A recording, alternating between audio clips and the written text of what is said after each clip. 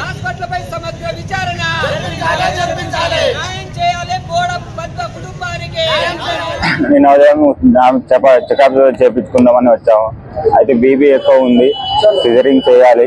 ఏముందని నేను చూసుకుంటా. పిల్లలకి 8 months లోనే బీపీ ఎక్కువ ఉంది, నేను చేస్తాను. పిల్లలు జనరల్ హాస్పిటల్లో వేసుకోండి అని చెప్పారు సార్. అది నైట్ 6:30కి ఆపరేషన్ చేశారు. చేస్తే నైట్ ఏదో ప్రాబ్లం ఉందని దాచిపెట్టారు నా దగ్గర.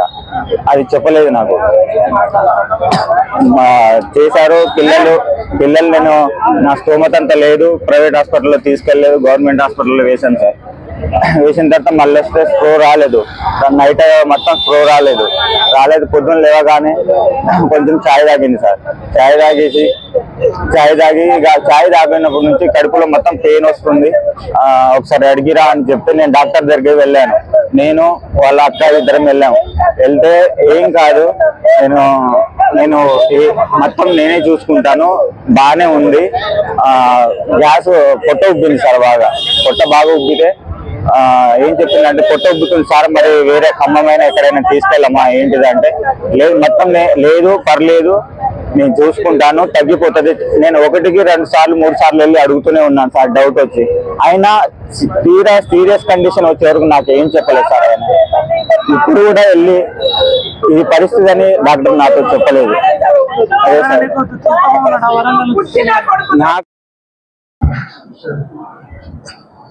నిన్న మధ్యాహ్నం 12 గంటలకు పద్మ అనే పేషెంట్ కాంపెల్లి, 2వ ప్రెగ్నెన్సీ, మొదటి పాప నార్మల్ డెలివరీ. అయితే ఇది 2వ ప్రెగ్నెన్సీ ట్విన్స్ తోటి, అంటే కవల పిల్లలతోటి. తర్వాత కడుపులో నీరు ఉండటం వల్ల, సివియర్ బీపీ ఉండటం వల్ల మధ్యాహ్నం వచ్చిండ్రు. అయితే అప్పుడు వాళ్ళకి చెప్పినాను విషయం అంతా.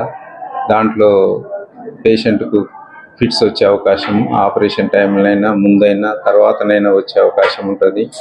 ఎందుకంటే ఇంత సీరియస్ 200 దాకా బీపీ ఉన్నది కాబట్టి ఎప్పుడైనా సీరియస్ అయ్యే అవకాశం ఉంటుందని చెప్పినాను. వాళ్ళు ఆ సీరియస్నెస్కు ఒప్పుకున్నారు. కానీ వాళ్ళ పేరెంట్స్ రావడానికి టైం ఎక్కువ పట్టింది. అయితే 6 o'clock వరకు వాళ్ళ పేరెంట్స్ కొంతమంది వచ్చిండ్రు. తర్వాత మాకు అనస్థెటిస్ట్ కూడా అవైలబిలిటీ నిన్న సండే చేయబట్టి దొరకలేదు. కొద్దిగా అది ఇది మొత్తం 6 o'clock వరకు సర్జరీ స్టార్ట్ చేసినాం. సర్జరీ చేసే ముందు కూడా వాళ్ళకి అన్ని ఎక్స్ప్లెయిన్ చేసిన, కాబట్టి వాళ్ళు అన్నిటికీ అంగీకరించిన తర్వాతనే సర్జరీ చేయటం జరిగింది. సర్జరీ ఏం లేదు, దానికి సిజేరియన్ సెక్షన్ చేసినాం. దాంట్లో చేస్తున్నప్పుడే లోపల నీరు అనేది బాగా ఎక్కువనే ఉన్నదని తెలిసిపోయింది. తర్వాత బ్లీడింగ్ కాకుండా దానికి సంబంధించిన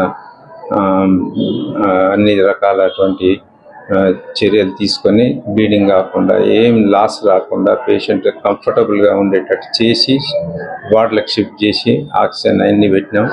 కానీ కాంప్లికేషన్ అనేది ఈ ఎక్లాంప్సియా వల్ల, అంటే ఈ బీపీ ఉండటం వల్ల వచ్చేటువంటి ఇబ్బంది శరీరంలో ఉండి సడన్గా రావటం వల్ల ఆమెకు ఆ రోజు నుంచి, అంటే నిన్నటి నుంచి కొంచెం ఇంప్రూవ్ అవుతున్న కేసు సడన్గా ఈరోజు మధ్యాహ్నం నుంచి కొద్దిగా ఇంప్రూవ్ కాలేదు.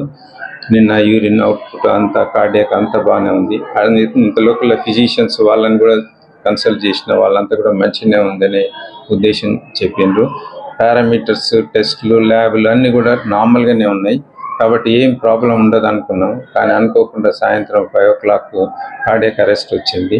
సరే, కార్డియాక్ అరెస్ట్ వచ్చిందని రివైవ్ చేయడానికి తీసుకోవాల్సిన జాగ్రత్తలు అన్నీ తీసుకున్నా కూడా రివైవ్ చేయలేకపోయినాం.